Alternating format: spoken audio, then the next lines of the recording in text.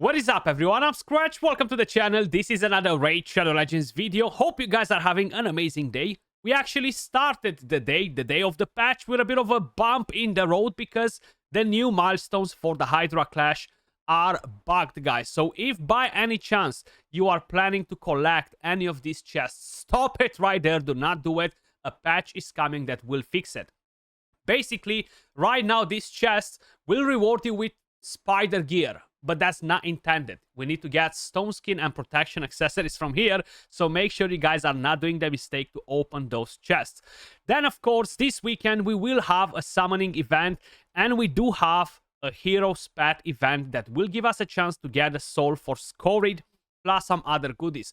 Now I'm here to stop you guys. Do not open any freaking shards, no matter what. We're gonna have some massive events coming in the next few weeks, and you wanna basically save all of your shards. If you are keeping up to date with the news and stuff, we will have the Asgard Divide coming to Raid Shadow Legends. So we're gonna have 4 new champions coming to the game. Loki the Deceiver will be the 7-day login champion, so you're gonna be able to get that champion for free. He's actually a pretty awesome one. Then we're gonna have Thor Feyhammer, Freya Fate Weaver, and we're gonna have Odin Father. Now, most probably Thor is going to be the fusion champion. Then most probably we're gonna have summoning events for Freya and for Odin. Now, right now, I have no idea what skills these 3 champions have except Loki. But what I can tell you, it will be the exact same story like we had with the Monster Hunter event. So that's why you don't want to open any shards, no matter what events they're throwing at you. Do not get freaking baited, okay? And plus, these champions that we have during this weekend are not that crazy anyway. So I'm expecting Thor to be a solid damage dealer. Maybe it's going to be a PvE, maybe it's going to be a PvP. We're going to have to wait and see, of course. Freya most probably is going to be one of the most OP out of them, and then Odin. Now, if you guys remember the Monster Hunter collaboration event, we had guaranteed events for pretty much most of the champions. And I have a feeling that they will be doing guaranteed on maybe Freya, maybe even on Odin from Void. So save your Voids, save your Sacreds, save your Ancients, save your Primals if you are getting any. But leaving all that on the side, let me just quickly walk you through the 15x list. And there you go, maintenance incoming. Basically, guys, we have some decent champions, but I would still suggest you do not open any freaking shards. So, the very first champion that we have on the list is going to be Wallmaster Otorian. Pretty solid champion for the Hydra clan boss. Enemy max HP, you have block buffs and decrease attack. Super awesome skill right here with the double hitter. He buffs, which again is very, very nice. And then the A1, AoE attack too, which can be super, super awesome. Not a bad passive. He's gonna get some HP from here, making him more tanky and stuff. Pretty awesome champion, but again, I would suggest you not to open. Then we have Candraphone. While I do think that this champion once upon a time was great, he's really, really power creeped. He's really not that amazing anymore. He still hits hard and all that, but let's be honest, there's so many other nukers in the game that are better. He's not great at Hydra clan boss, or I haven't tried him just yet, but I will have to do it because I'm very, very curious to see what stupid damage he can drop in there. And other than that, I'll be very honest, it's just not worth summoning for a Candraphone nowadays. Not very impactful in any of the PvE content in terms of bosses and stuff like that, you know. So that's kind of like my opinion on him. Still a nice champion, but he's not a strong champion anymore. He's a nice champion. That's my opinion on Candraphone. But this skill hits very, very hard. So if they have any buffs, he will place an extra hit. The problem for Hydra, as an example, most likely they won't have any buffs. So we're not really going to do the extra hit, which overall will not really bring in a lot of damage. So probably I'm not actually going to test him because of it, you know, but I'll have to think and see. Then we have a Gwendolyn the Silent Skinwalker. This was a champion that was part of a Deck of Fate event, if I'm not mistaken.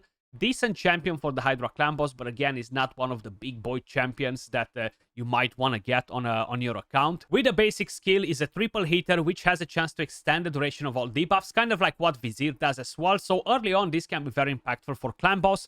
The A2, AoE attack, decreased speed and leech, and you have a decreased accuracy as well, which overall is a very nice touch, to be honest. can be very impactful on the Hydra clan boss.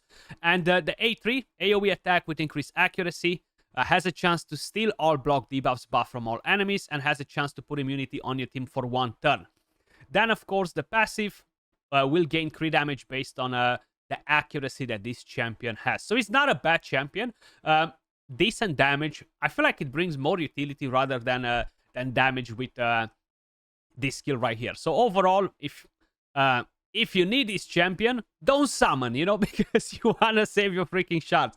I know I've mentioned it so many times, but probably I'm going to say it 10, 20 more times till the end of the video. Then we have Calvalax. This champion is just freaking eluding me since they got him into the game.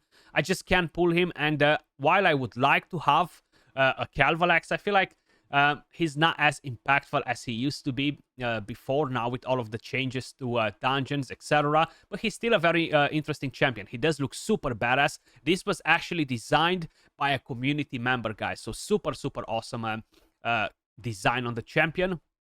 With the A1, has a chance to increase the duration of all poisons. With the A2, attacks one enemy, places an extra hit for each poison debuff on the target, up to 3 extra hits, which will happen because the passive is pretty crazy. With the A2 right here, attacks all enemies. Damage increases according to the number of poison debuffs on each target. This is an enemy max HP skill. It doesn't really hit as hard as the rest of the enemy max HP champions because you do need to have a lot of poisons on the target, and this passive places 4 poisons debuffs on all enemies for 2 turns at the start of the round, which is very nice, very unique to be honest. Then of course we have my Salad, Mashalet, guys. Very nasty champion, and I feel like I do need to try him in the Hydra clan boss in the next couple of days or in the next 1 week or so. I do want to see how well he performs with Theox in the same team. So recently I've been going back and forward with Seth talking about A1 hard-hitting champions, you know, and funny enough, if in theory you are able to keep 10 debuffs on most of the Hydra heads, he will be the #1 damage dealer out of all of the champions that we have in the game. So I do want to see how well he performs. I don't have a 6-star blessing on mine or anything like that. The A1 can become AoE when he's attacking enemies under leech. Increase speed, increase crit damage, true fear, and leech on all enemies. Very nice. Plus, he gets an extra turn. The A3, very nasty with heal reduction, continuous heals on this champion, steals all the buffs. He's a solid champion, though. He's a solid champion. I feel like he definitely aged pretty well if we're comparing him with others. Then we have Valkanen as a Void Legend with others. Then we have Valkanen as a Void Legendary. I do have a 6-star soul waiting for this bad boy. I'm definitely not going to engage. I'm gonna save all of my freaking shards as mentioned. But he is an interesting champion. I really regret not going for the guaranteed. I saved all of those freaking shards to go for a 15x Shuzan. I got a slap in the face instead, and I haven't went for the guaranteed, and I regret it because he's a pretty interesting champion. He is a bit of a ship magnet for PvP, but he has very interesting kit, and who knows, maybe in the future he's gonna become even nasty. This is definitely a crazy skill, killing your ally to unlock the secret skill, which hits so freaking hard and will ignore block damage and killable shield, ally protection, and it will block revive too. So very nice skill set, very good speed aura for arena battles. Pretty effective in the Hydra clan boss if you manual, of course. You can get some solid damage out of Valkanen. Then we have a champion that might tempt a lot of you guys, Acreas. So I do want to be very honest about this champion. I managed to summon 3 Acreas, okay? When I got the very first one, I was pumped. She was very powerful at that moment in time for the Hydra clan boss. She used to be the GOAT. Then I got 2 more that I did not really want to get. And I started using all 3 of them, okay? And that probably was the case for like a month or so. After they added a new Great Hall for all of the different areas from Live Arena. And Acreas' value just dropped in the head. So she's still very effective for the Sand Devil's Necropolis. You do have Marius now, which you can get for free. It is a long grind to get Marius, but most likely you're going to get him before you're going to summon an Acreas. So I feel like her value dropped quite a bit. She's still very effective for people that like to have super simple auto teams for the Hydra clan boss, and they don't really care about how much damage they're pulling out of those teams. So she can still bring you 100 million damage or stuff like this. And I know a lot of people are happy with that, so it's absolutely fine. But other than that, she definitely lost a lot of value. And that's for all of the enemy max HP champions. She's not even making top 20 Hydra damage dealers anymore. That's how much her value dropped, to be honest with you guys. So she's that one champion that has enemy max HP hits on every single skill. This is an AoE with a double hit, which is very, very nice. This is a double hit again. A lot of people don't know this, but you can use her in the Phantom Shogun if you build her on a stone skin set. That's something that I need to do with two of mine because I'm not really using them anymore. So I should definitely put them in versus the Phantom Shogun. Maybe I'm gonna have a slightly faster team. Then we have some epic champions, and since we are on this faction, I feel like honestly the best champion to pull from out of the entire list for people that might not have him would be Geomancer. But then again, I would suggest you not to do it. The chances to get the 15x champions are close to freaking zero. AoE attack with increased accuracy. Basically, what makes this champion amazing is this skill right here. HP burn, weaken, fully depletes the thermometer, which makes him great either for the spider dungeon, for tons of different content, a lot of Doom Tower bosses, a lot of other bosses in general, and the Hydra clan boss. And you have this passive, which reflects damage on targets that have HP burn. Now, in the Hydra clan boss, he's only good on manual. If no, he will put HP burn on decapitated heads, and that is completely useless because you're not going to get any damage. And he's only good in Hydra when you have a rotation that starts with multiple heads that deal AoE damage. If no, it will be really hard for you to basically scale the damage with Geomancer. Other than that, he is a strong champion. Then we have one of my most favorite epic champions, and that is the Fat Man, Farak. He's just bringing so many things to the table. Defense down on the A1, you have poisons, you have HP burn, you have increased crit rate, increased crit damage, you have ally attack. He has the passive that basically mitigates the damage, which again is very, very nice. So overall, pretty solid epic champion. Lockwayne, this is a champion from the Sylvan Watchers, if I'm not mistaken. Is this the champion for the fusion? Yes, it is. So this is the champion for the Mikage fusion. He's pretty useless, okay? I'll be honest. The only place to use him is the fusion, speed aura for arena battles, a chance to steal a random buff, AoE attack with a chance to remove the veil or perfect veil, and attacks an enemy and ignore shields. You know, definitely nothing too crazy from this champion.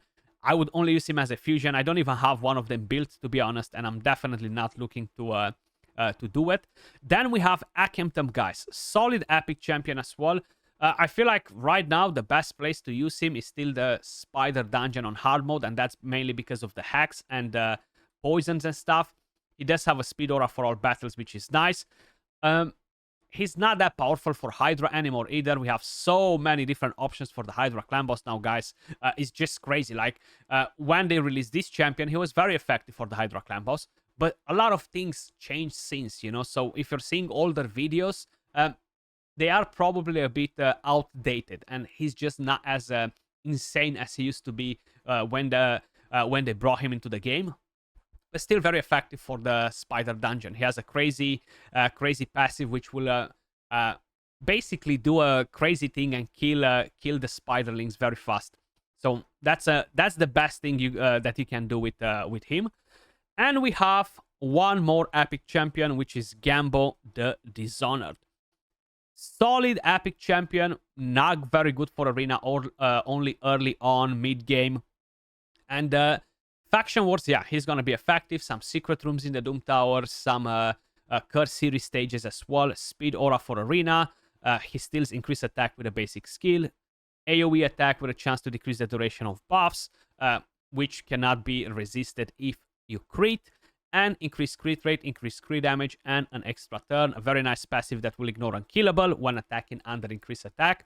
His multipliers are not as powerful, though. That's the only downside of using Gambo in general.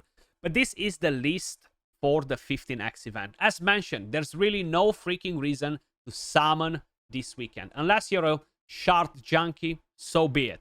But I would strongly suggest you save all of your shards for the upcoming events in the next few weeks. So as they mentioned, Plarium, the event will start on the 21st, okay? The whole event with Asgard Divide, 21st or 22nd. So you want to get slowly prepared for this. We do have a bit of time to start saving, piling up shards, sacreds, voids, ancients. I know I'm miles away from it, but I will definitely save every little bit of it, you know? I won't open anything no matter what, unless they make another guaranteed on a super OP champion. As usual, that was all for this video. Much love, appreciate all of you guys watching, and I'll catch you all in the next one. Peace.